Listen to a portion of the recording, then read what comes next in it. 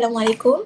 Today we are from Group 10 from 22C. We'll conduct an interview with HR officer at company that hire foreign workers, which is Miss Azurin from Sunny Galvanizing. So, hi Miss Azurin. Thank you for agreeing to be interviewed by us. So, let's start with the first question. So, the first question is, can you give an overview of your job's duties, functions, and responsibilities? Hello, Assalamualaikum. Saya Nur Azurin, staff dari Sanit Galvanizing Sembilan Berhad. Dan saya dah bagi tahulah daripada Cik Dodiana untuk interview kita. Dan saya dah beritahu. So saya nak kena jawab soalan yang awak semua interview untuk saya. So soalan yang pertama tadi you tanya, untuk overview saya punya job. Saya manage untuk production resources daripada Sanik lah, bahagian foreigner, masuk pengambilan dan juga pengeluaran lah.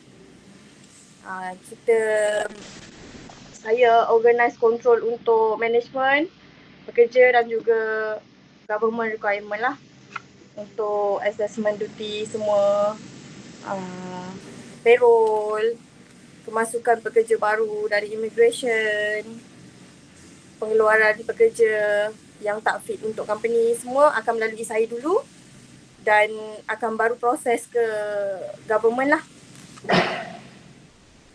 Jadi saya ada lagi saya punya senior untuk approve lah semua benda yang saya prepare untuk semua pekerja. Actually local pun saya ada in charge juga, tapi tak banyak lah sebab kita punya company most of foreigner semua. Staff sahaja local. Ada question lain?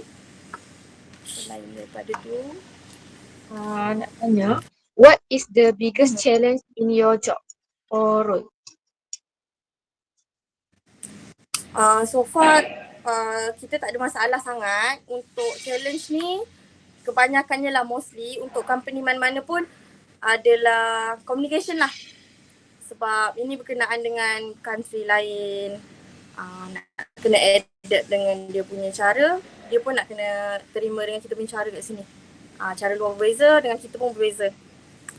So communication lah, masalah dia ialah communication. Itu pun tak semua orang ada masalah communication sebab untuk tahun sekarang ni semua orang dah banyak yang educate untuk mengenali English user lah kan. So selalu communicate je masalah. Challenge ialah communicate. Jadi itu adalah cabaran terbesar dalam menangani foreign worker lah. Betul. Actually kalau staff pun communication lah. Communication adalah challenge terbesar untuk human resources ni lah. Sebab kita dealing dengan orang, jadi masalah kita adalah communicate lah. Since kalau dengan local pun, kalau kita salah communicate pun dia akan misunderstanding. Betul. So challenge dia adalah communication sahaja. Untuk lain so far itu semua kita boleh berbincang bersama. Okay, for the next question, what is the best experience you have ever had in managing foreign workers?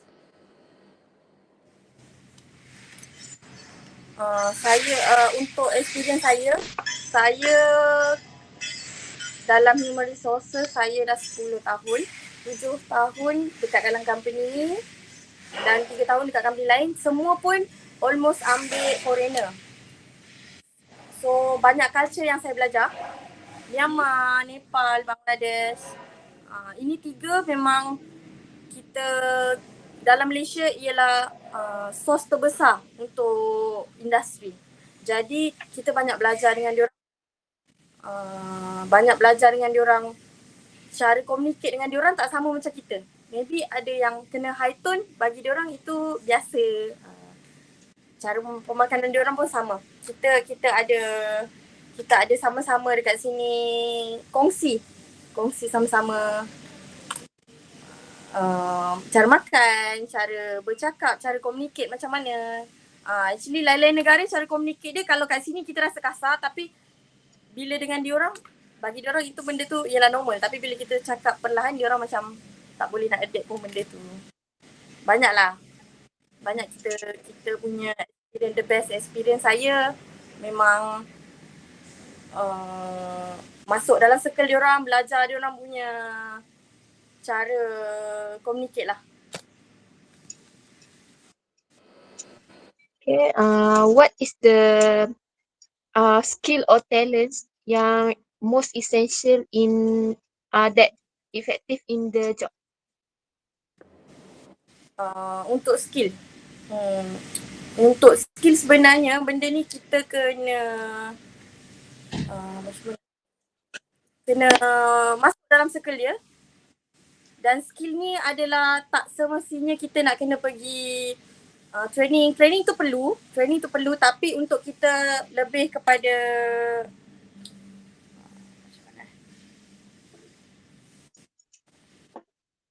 experience lah, lebih kepada experience you bergaul dengan pekerja-pekerja ni, macam mana you nak kena settlekan, macam mana you nak handle, macam mana you bergaul dengan semua staff, semua pekerja. Itu sebenarnya cara untuk you learn lah skill. Sebab skill ni you kerja kat mana-mana pun lain orang adalah lain, berbeza. Jadi bila you kena jumpa, tak semua orang adalah sama dia punya, macam mana nak cakap, impersonate lah. Dia punya personal tu tak sama. Jadi you kena keep bergaul, keep in circle diorang lah untuk tahu macam mana cara untuk tackle down diorang macam mana. Untuk berbincang pun lebih mudah kalau you rasa you kena keep provoke dia. Itu sebenarnya menjadi masalah lah. Jadi you kena keep on circle and then biasakan diri bergaul dengan mereka, walaupun sebenarnya mereka ni taklah kerap dengan kita kat dalam office, tapi you kena keep in touch lah dengan mereka supaya mereka lebih macam mana, senang you nak manage in the next time. So skill tu berbeza. Tapi you kena training juga. Training tu perlu, tapi experience you antara manusia dan manusia tu pun perlu. Sebab tak semua orang personal dia ialah sama. So macam yang Miss Azurin kata, skills tu kena di-train jugalah kan? Betul, di-train jugalah. So adakah Miss Azurin di-train dalam company ni atau macam mana? Ya, kita provide, training tu kita provide. Setiap tahun company mesti akan hantar ataupun akan provide trainer datang, dan kita sentiasa buat trainer untuk superior dekat production lah. Superior kat production pun almost foreigner. So untuk mengekalkan communication tu, actually kita pun kena training sama-sama dengan diorang in one group lah. Kita training tu perlu. Training ialah perlu juga. Itu penting untuk kita tahu lane kita kat mana dan cara untuk kita communicate lah dengan mereka.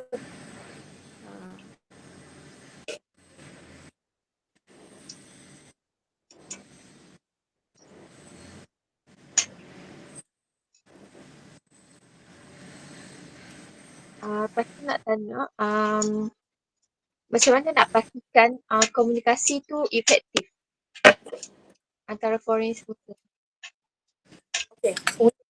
Untuk benda ni di era 2023 ni sebenarnya communication kita tak terlalu bermasalah sebab banyak source yang kita boleh dapat. Contohnya Google Translate lah maksudnya. Untuk foreigner ni pun diorang dah kepada orang cakap buka IT. Diorang pun sendiri dah tahu nak guna gadget. Jadi tak ada masalah untuk communication actually. Kita boleh ada macam-macam source kita boleh guna. Untuk sesetengah company juga mereka ada ambil physical Google Translate lah. Maksudnya staff yang memang tahu cakap atau staff yang memang translator. Memang ada setengah company provide benda tu. Untuk company kita so far bagi saya lah memang akan yang baru datang tu memang susah kita nak communicate. Tapi ada superior yang memang dia tahu untuk inform kita macam mana untuk communicate dengan diorang. Maybe kita terpaksa guna isyarat. Isyarat dan kena keep going dengan diorang inform ini apa maksud dia ini. And then Google Translate agak berguna lah untuk di masa sekarang ni sebab kita boleh ada voice sekali untuk kat Google Translate tu. So tak ada masalah. Okay. Jadi kan macam untuk foreign worker, kita setiap company kena mesti ada selection criteria kan untuk setiap company macam pilih antara diorang mana yang company nak ambil. So adakah selection criteria yang digunakan untuk mengambil foreigner sebagai pekerja dan local sebagai pekerja sama atau berbeza? Dia punya selection criteria. Untuk selection criteria ni selalunya lah untuk company besar, industri macam kita, yang penting ialah fit. Healthy, fit lah. Dia punya fit badan. Tapi untuk foreigner, sebenarnya bukan kita yang pilih. Untuk foreigner ialah immigration. Sebab akan ada ujian untuk immigration. Ujian kesihatan, ujian bahasa, ujian penulisan daripada immigration. Sebelum kita request untuk ambil dia orang bekerja, itu ini untuk foreigner lah ya. Untuk immigration yang selection ialah immigration. Dan kita hanya menerima saja. Selebihnya kita akan training dia sampai dia adapt lah dengan kita punya environment dekat sini, kilang. Dan cara untuk bekerja. Itu untuk foreigner. Tapi kalau untuk local, fit. Tak ada kriteria yang banyak lah untuk kita. Ini untuk production ya. Untuk production ialah fit lah.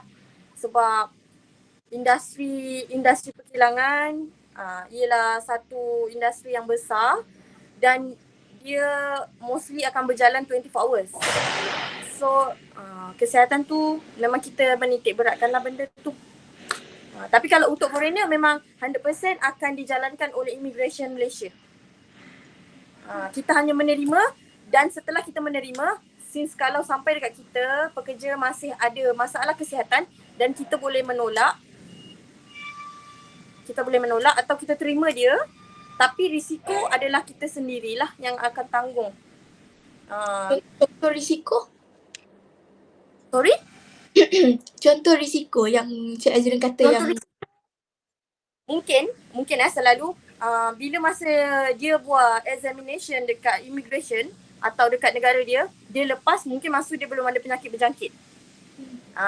Penyakit berjangkit adalah penyakit yang immigration tak akan bagi untuk pekerja-pekerja masuk sebenarnya. Siapa yang memang ada dekat luar negara, dah ada penyakit berjangkit di sana dan buat examination, immigration akan reject dia lah. Misalnya dia ada tapi setelah sampai di sini, dia ada masalah jantung, darah tinggi, tekanan darah rendah, 3 ni kita memang tak akan terima. Itu untuk kita lah personally company, kita tak akan terima untuk penyakit 3 ni. Tapi since kalau tiba-tiba masa kita terima daripada immigration dia belum ada penyakit tu, since dia dah sampai sini baru dia ada penyakit, kita setiap tahun kita ada memang medical untuk renew dia punya permit. Jadi kita tahu dia punya badan tu fit lagi kerja kat sini ataupun tidak.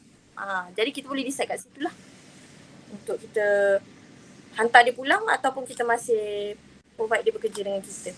Selalunya masalah 3 ni kita memang takkan terima. Sakit jantung, darah tinggi,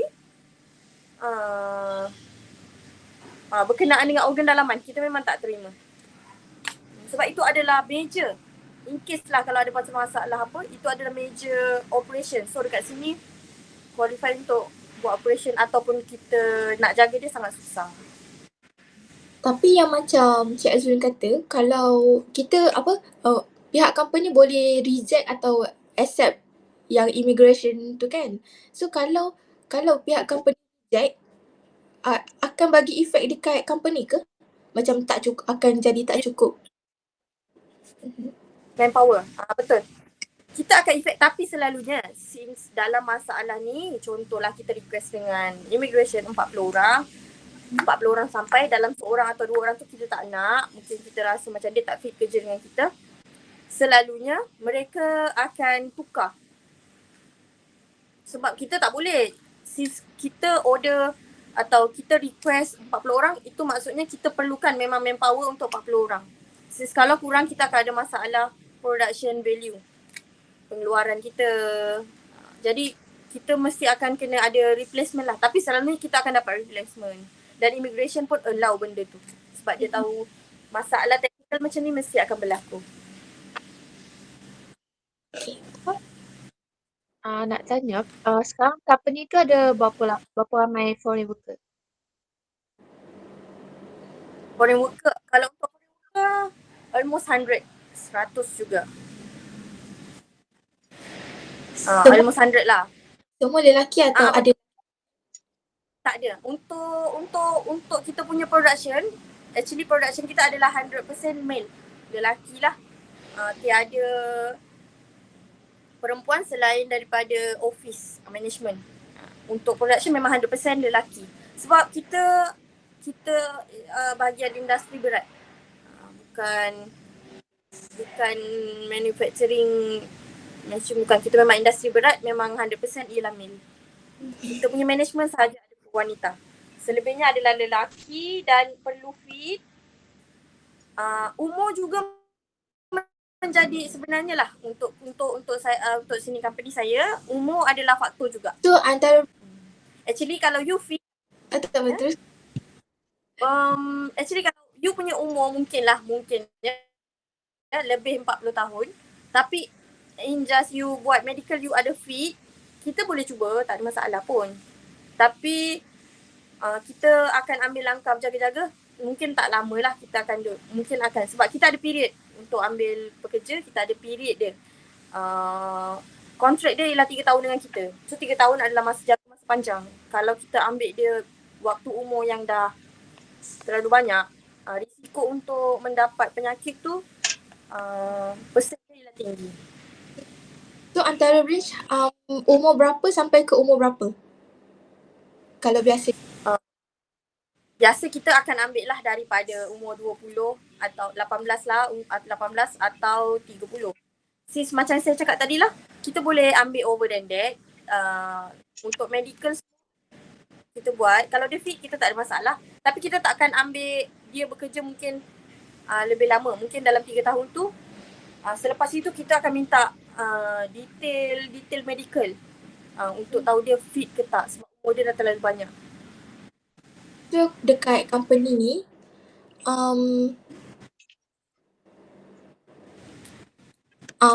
berapa maksimum yang pernah kerja foreign worker yang pernah bekerja dekat company Sonic berapa tahun untuk foreign worker?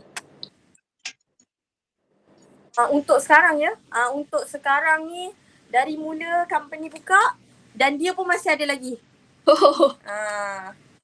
Company dibina dan dia pun masih ada lagi di sini. Tetapi untuk foreigner, mereka ada syarat. Syarat mereka ialah 10 tahun sahaja di Malaysia. Jadi siapa yang lebih 10 tahun tu ialah risiko ditanggung sendiri. Tapi sepatutnya tapi takkan dipaksa untuk dihantar balik lah. Kalau diorang nak stay, boleh stay macam tu. Sepatutnya kita kena hantar balik. In case lah, just in case immigration dapat tahu kita hire dia daripada 10 tahun dan umur dia pun dah banyak, kita boleh dikenakan tindakan. Sebab foreigner cuma layak duduk di dalam Malaysia selama 10 tahun sahaja bekerja. Selebihnya adalah bercuti. Visa untuk bekerja adalah 10 tahun lah. Tetapi jika ada pengecualian, immigration Malaysia akan buat announcement lah. Okay. Susah tak nak urus foreign worker punya payroll and benefit? Since kita punya currency kan berbeza. Susah. Actually currency berbeza ni itu berbeza melalui value sahaja. Semua documentation, semua syarat, semua law adalah dia kena menerima apa yang kerajaan Malaysia bagi dekat dia, dia terima dan dia datang. Dia datang bekerja, dia terima syarat itu. Jadi kita pun company ada juga syarat sebagai majikan untuk mengambil foreign worker bekerja. Ada syarat-syaratnya yang memang fix. Kita memang tak boleh jangkau benda tu. Kita memang kena ikut dan takkan ada masalah. Maksudnya syarat itu ialah fix untuk semua company. Macam sekarang kita syarat-syarat untuk bawa kemasukan pekerja, bayaran gaji, contoh ya, ini saya bagi contoh. Bayaran gaji ialah 1,500 minimum. Itu adalah syarat yang dikeluarkan daripada kerajaan. Jadi kita company kena ikut. Sebabnya untuk mengambil foreigner ni, dia punya syarat ialah syarat yang dikeluarkan daripada kerajaan. Bukan syarat yang kita macam lokal. Lokal kita ada employment contract. Tak semua orang sama kontrak dia, employment, dia punya hirement dia tak sama. Tapi kalau untuk foreigner, semua adalah sama mengikut kerajaan Malaysia. Maaf ya, gangguan.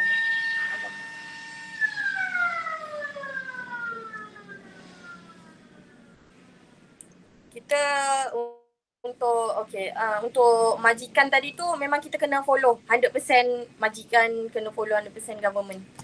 Sebab untuk foreigner memang government yang keluarkan law macam mana dia punya payroll, pembayaran dia lah. Memang dah ada OT dia sekian-sekian, OT hari Ahad sekian-sekian, OT public holiday sekian-sekian. Itu telah ditemaktukan oleh kerajaan Malaysia. Tak sama dengan lokal. Kalau untuk payroll tak sama dengan lokal. Untuk foreign worker yang ada di Sandi Galvanizing, which countries are represented? So far yang represent sekarang mostly ialah Bangladesh. Tapi kita ada juga Nepalese, ada juga Myanmar, ada Indonesia. Tapi mostly ialah Bangladesh. Ada beza tak? Dalam Teruskan. dalam 100 mungkin kita ada dalam 60-70% Bangladesh, selebihnya Nepal dan Myanmar lah, biar Indonesia termasuk. Untuk communicate antara yang macam Myanmar, Bangladesh, Indonesia semua tu ada beza tak untuk cara nak berkomunikate dengan each of diorang? Each other. Ada. Tapi untuk Nepal dengan Myanmar actually diorang tak ada masalah maybe. Sebab diorang menggunakan bahasa Hindu. Bahasa yang sama. Cuma diorang religion yang berbeza lah. Jadi kita tak ada masalah communicate. Maksudnya lah tak ada masalah communicate antara diorang rasanya. Kalau dengan saya mungkin ada, tapi untuk diorang tak ada. Sebab diorang punya macam mana nak cakap, kalau diorang punya cakap adalah satu Hindu, kebanyakan menggunakan bahasa Hindu semua pun senang nak communicate sebabnya majoriti diorang menggunakan bahasa Hindu. Tapi untuk Cik Yin, untuk Cik Azurin nak macam saya dah habis cik dah. Untuk anak berkomunikasi dengan diorang kan setiap negara lain-lain. So adakah Puan Azurin communicate dengan yang Bangladesh ni cara lain, yang tu cara lain macam tu?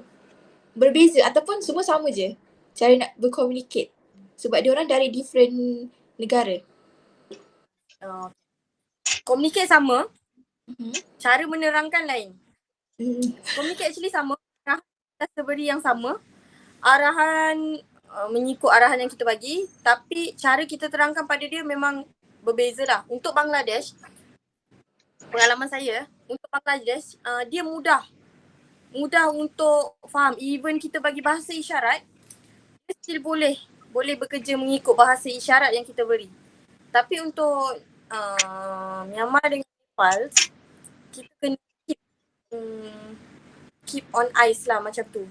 Tengok macam mana. Kalau kita ajar mula-mula, tapi lepas tu kita kena sentiasa monitor untuk tahu yang dia faham. Sebab mungkin dia, saya pun tak pastilah kenapa, saya pun belum dapat tahu puncanya. Dia susah untuk memahami bahasa isyarat pun susah. Bahasa guna Google Translate pun kadang susah. Jadi kita terpaksa kadang-kadang tak menggunakan apa-apa. Tunggu dia buat tindakan, kita cakap salah, kita buat lagi sekali. Macam tu. Tapi kalau Bangladesh mudah. Tapi macam Puan Azurin kata, yang dekat immigration tadi, kan pihak immigration yang tentukan. Jadi untuk Sanic Galvanizing, ada Myanmar, Bangladesh, tu semua pun dari immigration. Maksudnya pihak company tak boleh pilih saya nak dari Bangladesh ataupun saya nak dari Myanmar sahaja, tak boleh? Atau macam mana? Itu adalah, macam mana nak cakap, kita pergi request ke immigration untuk tenaga kerja. Kita sendiri pergi ke bahagian tenaga kerja untuk minta tenaga kerja, dan dia akan bagi tahu kota dia apa yang masih available. Kota dia. Since kalau kota dia cakap Bangladesh untuk tahun ni dah tak ada kota, yang ada cuma Nepal, China, India, lagi Myanmar. Jadi kita tak ada pilihan. Kalau memang perlukan guna, kita tak ada pilihan, kita kena ambil. Tak ada choice, kita kena ambil. Sebab kota tu ialah yang ditentukan ialah immigration. Setiap tahun mereka ada kota berapa banyak foreign worker yang boleh mereka masukkan. Jadi kota tu kita kena confirm dengan immigration Malaysia dulu. Kalau dalam setahun, berapa ramai foreign worker yang Sanic Galvanizing ambil dalam masa setahun? Ada ke dia limit? Limit tak ada. Limit actually tak ada. Bergantung kepada immigration lah, dia nak dia ada berapa baru kita tu. Tapi untuk Sanic Galvanizing, untuk 2023 kita tak ada pengambilan. Untuk ada ambil 4 orang, untuk 2020 kita ada ambil 40 orang. Untuk 2021 kita ada ambil 50 orang. Untuk 2017 pun kita ada ambil 50 orang. Tapi itu adalah kuantiti yang keluar masuk lah. So jadi yang currency yang tadi saya bagi tahu lah. Okay, untuk last question, ini adalah secara ya. Boleh tak Puan Azurin terangkan dari first pengambilan foreign worker sampai diorang kerja semua tu, sampai diorang balik ke negara asal. Macam mana proses dia? Dengan proses dia, okay, benda ni berkenaan dengan kerajaan. So tak semudah yang kita sangka lah. Sebab bukan satu company yang ambil. Dalam Malaysia 1,000 company. Jadi pertama kita memang pergi ke immigration lah. Kita tanya dulu kota ada berapa banyak. So nanti dia akan inform kota dia ada berapa. Kita pun bersetuju untuk ambil berapa banyak. Kita isi borang dekat immigration. Dan kita perlu sediakan syarikat punya documentation. Syarikat punya documentation bukan sikit, banyak. Termasuk proposal untuk apa, company buat apa, lagi berapa banyak company boleh earn untuk bayar dia punya salary dan dia punya permit dia. Permit dia tak murah. Satu orang setiap tahun almost 4,000 untuk permit saja. Sebab permit kena buat medical, kena renew permit, kena visa.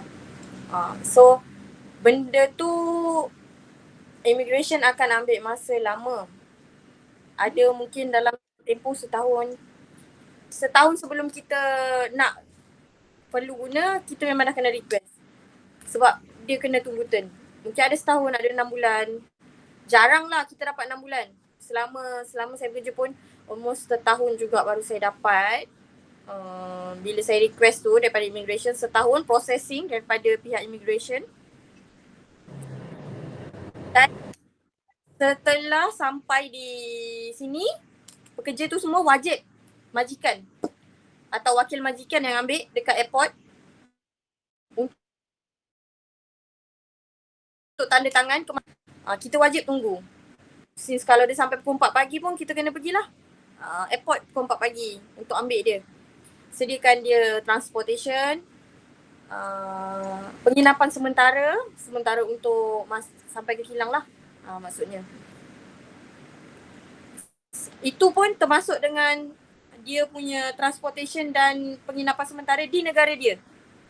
Oh. Jadi tapi di negara dia since kalau dia dah ada menggunakan ejen, dia akan bayar kepada ejen dia lah. Tapi kalau dekat negara kita yang tanggung.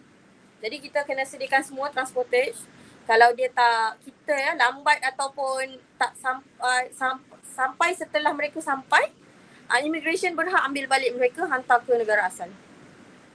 Dan bawa ke sini, kita training dia, meeting, training, sediakan tempat tinggal, keluarkan syarat. Yang penting ialah employment contract lah. Untuk kita ikat dia berapa tahun di sini, tapi selalunya 3 tahun. Wajib. Selagi tiada masalah kesihatan dan bukan company punya penolakan, ialah 3 tahun lah kontrak dia. Lepas tu setiap tahun mereka kena medical, wajib untuk teruskan renew permit lah. Renew permit, untuk renew pasport, dan sekiranya mereka tak fit untuk bekerja lagi, ada masalah, dia punya memang medical tu, check up medical tak fit, kita akan hantar dia pulang. Tak akan hantar balik lah. Itu tak termasuk kontrak. Since kalau dalam masa setahun dia dah ada masalah kesihatan, kita terpaksa hantar balik. Itu dalam kontrak memang ada termaktub lah. Memang kena hantar balik. Syarat-syarat immigration, jika mereka tak fit, kena hantar balik. Lepas tu kalau diorang dah habis contoh kontrak 10 tahun, the company akan hantar macam mana company ambil lah macam tu.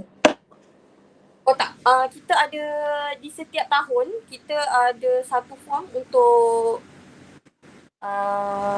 permission daripada diri pekerja sendiri dan majikan untuk terima masih bekerja di sini ataupun tak. Since yang masih ada kontrak, selagi dia fit, dia tak boleh cakap tak. Tapi kalau dia dah lebih daripada 3 tahun, dia boleh buat keputusan antara dia nak balik ataupun dia nak sambung permit di sinilah. Kalau sambung permit di sini, kita selalulah permit renewal ni pun ambil masa 6 bulan. Medical dia ambil masa sebulan. Dia punya permit ambil masa sebulan. Dia punya ring stiker permit ambil masa sebulan. Jadi masa untuk uruskan foreign worker ialah sangat complicate sikit lah. Tak sama macam local. Kalau local, kita hire dia, tak payah renew lagi dah. Memang cuma complicated dia dekat situ ialah every year kita kena make sure dia fit, kena renew dia punya permit, dia punya visa. Itu complicated untuk foreigner.